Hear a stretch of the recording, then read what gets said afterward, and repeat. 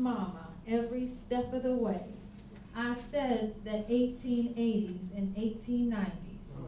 I have the documents from the National Archives. It's on the second page that you have of deposition after deposition that they forced her to fill out.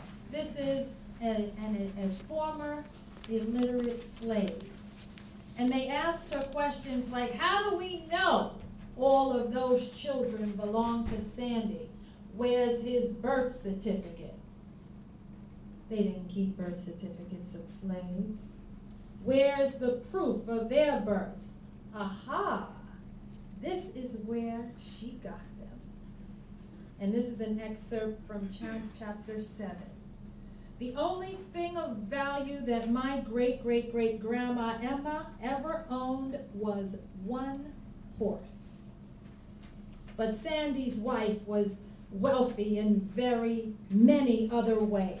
She kept the pressure on her children to read and write and persuaded her former slave master's son to teach her children how to read and write.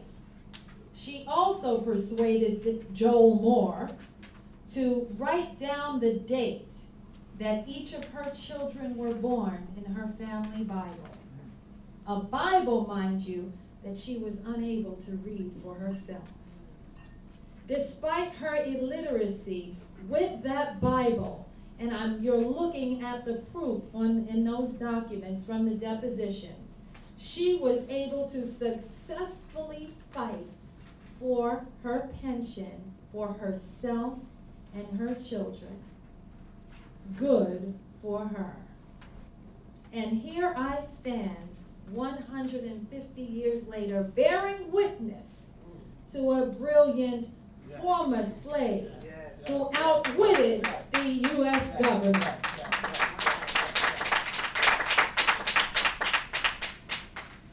I speak her name, I speak her children's name, and I tell you, Emma too sings America. Do I love America? You bet I do. Because Sandy taught this country that it could not live half slave and half free.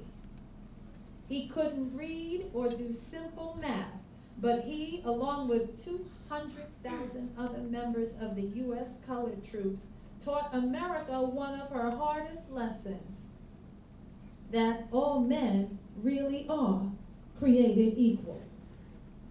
My heroic great-great-great-grandfather taught America that she had no business dealing with the slave trade, and his spirit has given me the courage to share his heroic story. My father, even though he was born a century after Sandy, served honorably as a soldier during Vietnam. My father, Clarence Wills, also volunteered in 1961, walked up to an enlistment officer, meekly signed up to fight in the U.S. Army, no idea of what his great-great-grandfather had done. But this is the beauty of research. This is the beauty of love for your family. This is the beauty of giving enough of a damn to check where your family has come from. Because even though my father is dead in the grave, I stand in the balance between those behind me that didn't know, but everyone after me will know what Sandy did. And it was my honor to put that in a book, not just for my family, but for the entire country and the world to know that some honorable men in 1863 to 1865 set America free.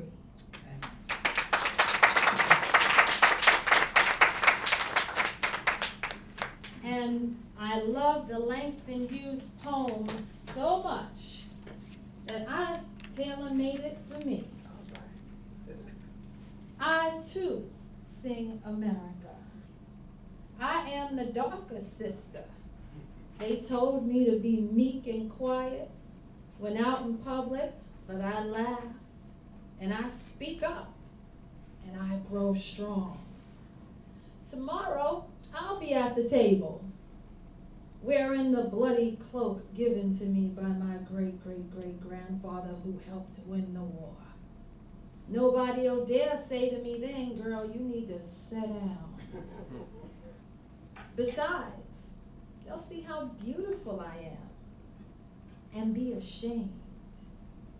You were right, Langston Hughes. I, too, am America.